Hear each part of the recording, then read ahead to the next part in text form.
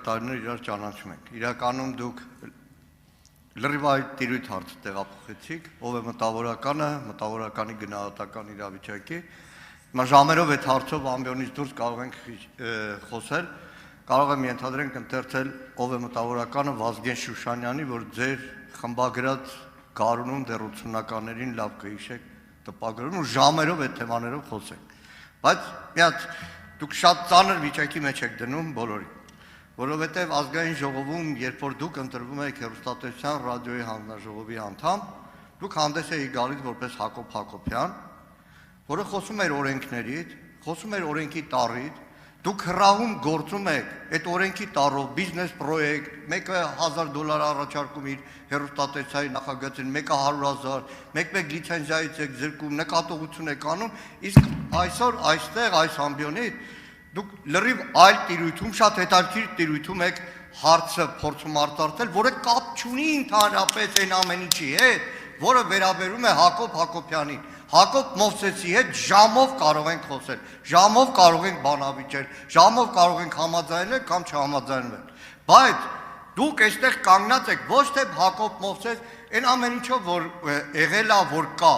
այլ հեռուստատեսության հանձնաժողովի անդամ Հակոբ Մովսես, Հակոբ Հակոբյան, որը երթում ատվել, որ օրենքի ինչ-որ պահանջներ ու տառեր պահպան է, ինչ-որ փաստաթղթեր ներկայացրել այդ հանձնաժողովի անդամ դառնալու համար։ Մի դրեք մեզ վատ վիճակի մեջ, որ այդ տիրույթում այդ բանավեճը, այդ ձեր բարձրացած թեմաները ընդհանրապես կապ չունեն այսօրվա օրակարգի հետ։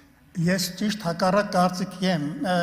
իմ բարձրացրած թեմաներն են, որ կապ ունեն մեր կյանքի, մեր իրականության հետ, ինչ վերաբերում է ձեր ասացին, իհարկե ես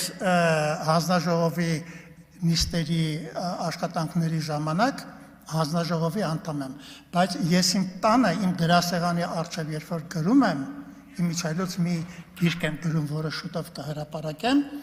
ես եմ եւ դուք պարտավոր եք կներեք այս բառի համար, ՀՌՀ անդամ Հակոբ Հակոբյանին ընդունեք նաև իբրև Հակոբ Մովսես։ անդամ Հակոբ Հակոբյանը երբ որ տարբերը Պարոն Մանուկյան, հեսա միկրոֆոնը միացնենք արձագանք եք, տեղում արձագանքելու կարիք չկա։ Ես ձեզ հետ համաձայն եմ, բայց ես այն կարծիքին չեմ, որ ես կոռեկտության, զսպվածության, այսպես ասած, կոպիտ խախտումներ եմ արել։ Ես խոսում եմ մի թեմայի մասին, իմ ազգի պատմության, որը ողբերգությունների ուրեմն մի շարան է, եւ իրավունք չունեմ ձևեր թափելու։ Ես ասում եմ այն, ինչ որ մտածում եմ։ Գուցե սխալ բաներ եմ ասում, խնդրեմ, բանավիճենք, ստուգենք, բախվենք, ճշտենք։ Ես այն կարծիքին եմ, որ այսօրվա իրավիճակում հայտնված Հայաստանի Հանրապետությունը արժանի է այն վերլուծություններին, այն մոտեցումներին, որոնք ես իմ կարճ ելույթի մեջ ասացի։ Համեցեք արձագանք։ Յացեք, պայմանական դուք առաջադրվել եք Հայաստանի Հանրապետության նախագահի տեխնացու, սահմանադրությունը պահել բան, մեծամասնությունը ձեզ ընտրել էր, հաջորդ օրվանից դուք հեռուստատեսությամբ Հայաստանի սահմանադրության դեմ տարբեր հարցազրույցներ եք տալիս, երբ որ ձեզ ասեն impeachment, ասել ախպեր, ես եմ, ուզում եք ընդունեք, ուզում եք մի ընդունեք։ Եվ մի բան էլ կոչ դալիչին, խնդրում եմ մի պաշտպանեք մտավորական հրատարակիչ Հակոբ Մովսեսին որևէ մեկի, ժողովուրդ 95, 96, 97 թվականներին Հակոբ Մովսեսի եւ հանգուցյալ Լևոն Անանյանի Ապոլոն շարքը, որ հրատարակված չլներ, ես չգիտեմ բանտում օրերս ոնց է անցկացնելու, որ հատիկ կարդացել եք։ Ժամերով կարող ենք խոսել, բայց դա կապ չունի մտավորական Հակոբ Մովսեսի հետ, որը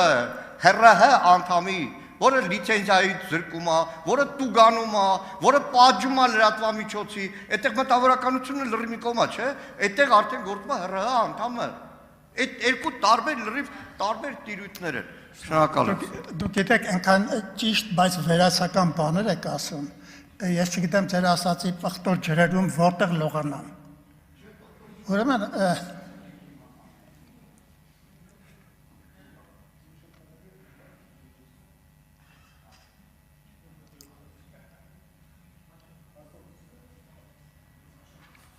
Ավարտել եք, պարոն Հակոբյան։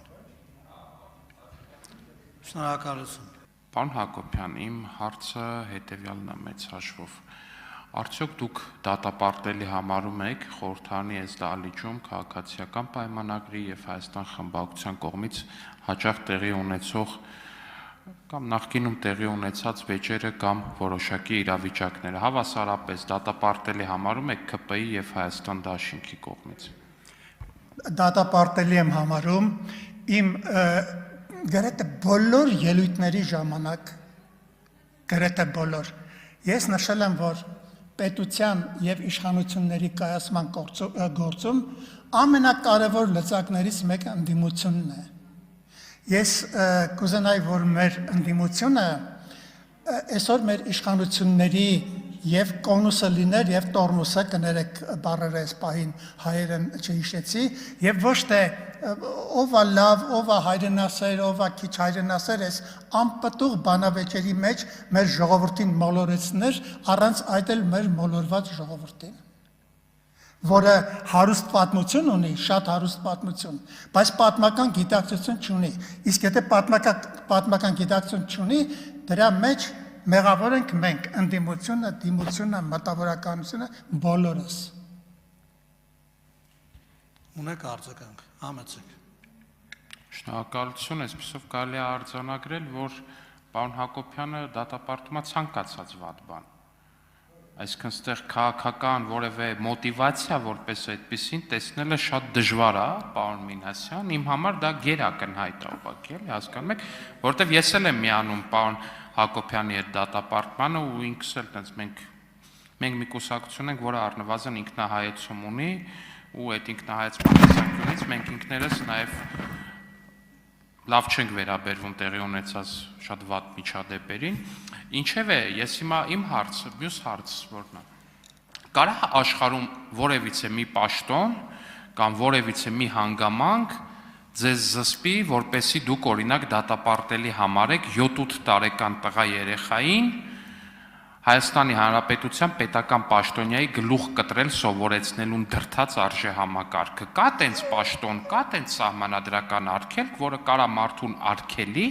դատապարտելի համարել այն գաղափարախոսությունը, որը հանգեցնում է, որ ինչ-որ մի հայր իր 7-8 տարեկան տղային սովորացնի, ավարտում սովորացնի։ Եթե ես այդ պահին այդ անձնավորության կողքին լինեի եւ լսեի, եւ իմ կողքը լիներ ոստիկան, ես ոստիկանությանը կհանձնեի նման խուլիգանական կոչ անողներին։